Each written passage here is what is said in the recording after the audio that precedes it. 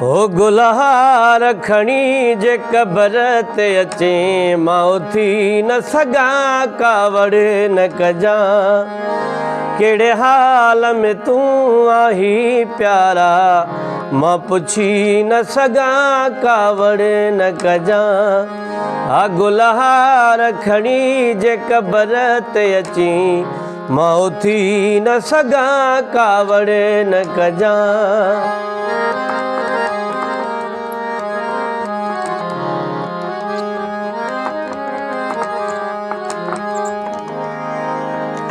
याकूत जड़ा बई हथड़ा खणी मुझी कबर मथा जानी कखेड़ा खणी।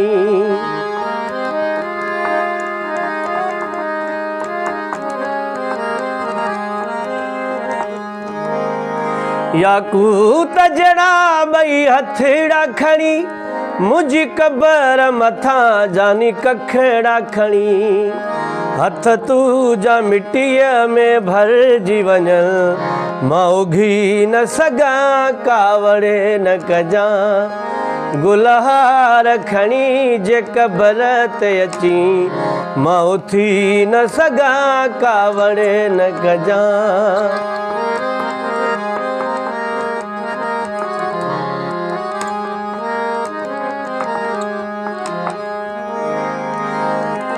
ॾाढो ज़हर ज़माने जो अॾखियो इन कारी हरया मूंखे चखियो। ॾाढो ज़हर ज़माने जो अॾखियो इन कारी हरया मूंखे चखियो।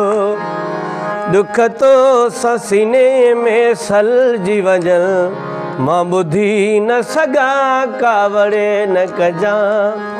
गुलहार खणी जे कबर ते अची मां उथी न सघां कावड़ न कजां।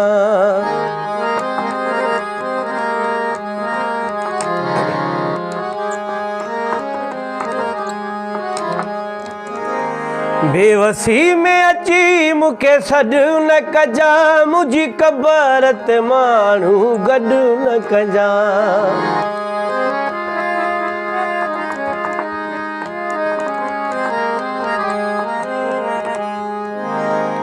बेवसी में अची मूंखे सॾु न कजां मुंहिंजी कबर ते माण्हू गॾु न कजां।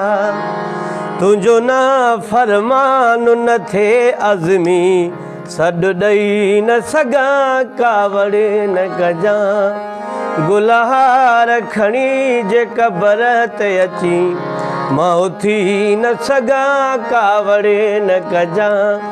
केड़े हाल में तू आही प्यारा मां पुछी न सघां कावड़ न कजां। ही मुझे भाट एहसान अली जो पेज आहे। उनजे पेज के लाइक कयो, फॉलो कयो। वरी तव्हांजी महिरबानी थींदी। सभिनि दोस्तनि के अर्ज़ु कयूं था इंशाअल्लाह सभिनि खे असांजी तरह दुआ आहे सभिनि जा बेड़ा आबाद थींदा। हीअ असांजा पहिरीं प्यारा दोस्त मुंहिंजे भाइटे जा दोस्त फरमाइश थी आहे लियाकत मार अल्लाह रखे मार जी फरमाइश थी इन कलाम लाइ आहे।